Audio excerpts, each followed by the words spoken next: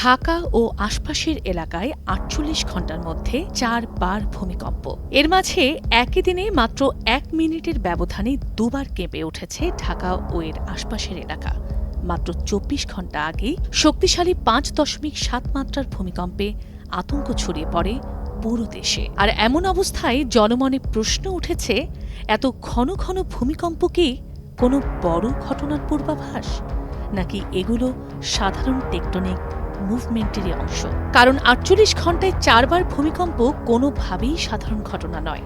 আর তাই ভূতত্ত্ববিদদের মতে এর মূল কারণ হচ্ছে টেকটনিক প্লেটের নড়াচড়া। বাংলাদেশ যে জায়গায় অবস্থান করছে তার একদিকে ইন্ডিয়ান প্লেট আর অন্যদিকে বার্মা প্লেট।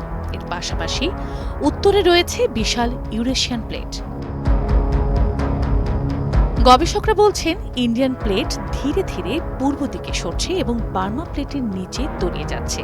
আর এমন জায়গাকেই বলা হয় সাবডাকশন জোন। আর ভূমিকম্পের দুনিয়ায় এটি সবচেয়ে বিপজ্জনক ধরনের অঞ্চল। গবেষণায় দেখা গেছে, এই সাবডাকশন জোনে ৮.২ থেকে ৯ মাত্রার ভূমিকম্প হওয়ার মতো শক্তি সঞ্চিত রয়েছে। আর এই শক্তি ৮০০ বছর ধরে জ্বলছে।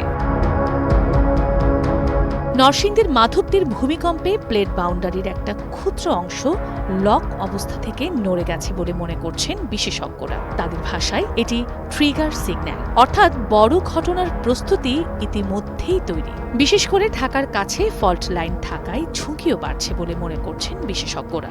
তারা বলছেন, শুধু নরসিংদী নয়, বরং ১৫ বছরের ভূমিকম্পের তথ্য বিশ্লেষণ করে দেখা যায় ঢাকার আশপাশে আগে থেকে কয়েকটি সক্রিয় ফল্ট লাইন রয়েছে, যার মাঝে অন্যতম নারায়ণগঞ্জ, মানিকগঞ্জ, কিশোরগঞ্জ, ময়মনসিংহ, টাঙ্গাইল এবং দোহার অঞ্চল। এর মধ্যে শক্তিশালী ভূমিকম্প হিসেবে ২০১০ সালের সেপ্টেম্বরে নারায়ণগঞ্জে ৫.১ মাত্রার একটি ভূমিকম্পের কথাই বলে থাকেন গবেষকরা। এছাড়া ফরিদপুর থেকে গত ১.৫ দশকের মধ্যে অন্তত একাধিকবার ভূমিকম্পের উৎপত্তি হওয়ার তথ্য পাওয়া যায়। ২০২০ সালের ২৫ ফেব্রুয়ারি টাঙ্গাইলের ২২ কিলোমিটার পূর্বে ৪ মাত্রার ভূমিকম্প হয়। এছাড়া ২০০৮ সালে টাঙ্গাইলের নাগরপুরে এবং ২০১৯ সালে মির্জাপুরে ৪ মাত্রার নিচে ভূমিকম্প হয়েছে বলে বলছে আর্থকোয়েক ট্র্যাক। এছাড়া ২০২৩ সালের মে মাসেই ৪.৩ মাত্রার ভূমিকম্প হয়েছিল, যার উৎপত্তিস্থল ছিল ঢাকার দোহার থেকে মাত্র ১৪ কিলোমিটার দূরে। এই ভূমিকম্পটির উৎপত্তিস্থল ভূপৃষ্ঠের খুব কাছাকাছি থাকায় তখনই উদ্বেগ প্রকাশ করেছিলেন গবেষকরা। ওই একই স্থান হতে ২০১২ সালের ১৮ মার্চ ৪.৫ মাত্রার একটি ভূমিকম্প হয়েছিল। গবেষকদের মতে টাঙ্গাইলের মধুপুর ফল্টও ভূমিকম্পের একটি উৎস। ময়মনসিংহ থেকে টাঙ্গাইল, বিশেষ করে টাঙ্গাইলের মধুপুর গড়ের লালমাটি থেকে যমুনার পললভূমি, যেটি ঢাকার কাছে কেরানীগঞ্জ পর্যন্ত বিস্তৃত, এই পুরো ৭০ কিলোমিটার এলাকা জুড়ে এই ফল্ট। ২০২৩ সালের আগস্ট মাসে আরও ২টি ভূমিকম্প অনুভূত হয়, যেগুলোর উৎপত্তিস্থল ছিল সিলেট অঞ্চলের সীমান্ত এলাকায়। আর এরপরে যে এলাকা ঘিরে বেশি কম্পন দেখা গেল সেটিও নরসিংদীতে, অর্থাৎ ঢাকারই আশপাশে। বিশেষজ্ঞদের মতে মধুপুর ফল্ট পুরো ৭০ কিলোমিটার এলাকা জুড়ে বিস্তৃত। এটি যদি বড় ধরনের নড়াচড়া করে, তার কম্পন সরাসরি ঢাকায় আঘাত করতে পারে। এমন অবস্থায় ঢাকার সমস্যা হল লাখ লাখ মানুষ, ঘনবসতি, অপরিকল্পিত ভবন, সঠিক কোড না মানা নির্মাণ আর জরুরি পরিস্থিতির প্রস্তুতির অভাব। এক কথায় বলা যায়, ভূমিকম্পে সবচেয়ে ক্ষতিগ্রস্ত হওয়ার উপযুক্ত পরিবেশ তৈরি হয়ে আছে ঢাকাতে।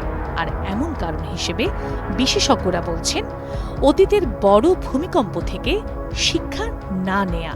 কারণ এই অঞ্চলে বড় ভূমিকম্প নতুন কিছু নয়। গবেষকরা বলছেন, ইতিহাস ঘাঁটলে দেখা যায় ১৭৯৭ সালে বিশাল ভূমিকম্পে ব্রহ্মপুত্র নদীর গতিপথ বদলে যায়। ১৭৬২ সালে ৮.৫ মাত্রার কম্পনে সেন্ট মার্টিন দ্বীপ ৩ মিটার উপরে উঠে আসে। ১৮৯৭ সালে ডাউকি ফল্টে হয়েছিল ৮.৭ মাত্রার ভূমিকম্প। ১৯২২ সালে সিলেট মৌলভীবাজারে ৭.৬ মাত্রার ভূমিকম্প।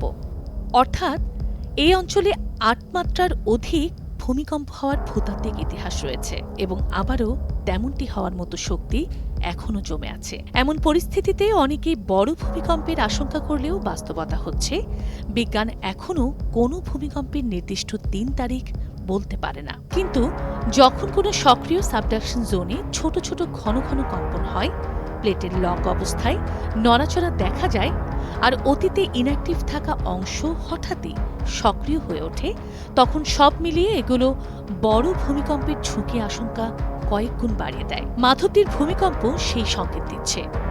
বিশেষজ্ঞদের আশঙ্কা, হয়তোবা সেখানে একটি বড় প্লেট বাউন্ডারির ক্ষুদ্র অংশ খুলে গেছে, ফলে জমে থাকা শক্তি বের হওয়ার পথ আরও সহজ হয়েছে। অর্থাৎ বড় ভূমিকম্পের সম্ভাবনা বাস্তব, যা এখন আর অস্বীকার করার কোনো সুযোগ নেই।